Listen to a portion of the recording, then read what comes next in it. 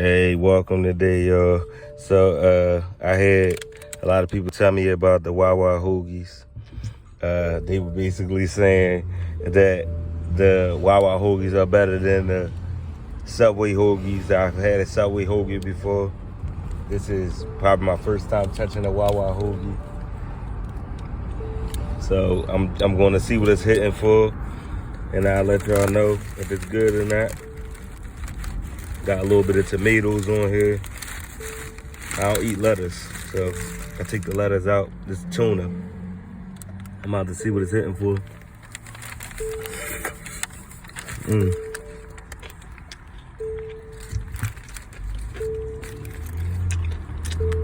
Not bad. Might gotta take another bite.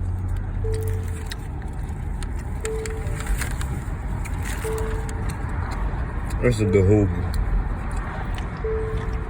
Sandwich ain't too sloppy. Bread nice and soft. I have had better, but this probably gonna topple it.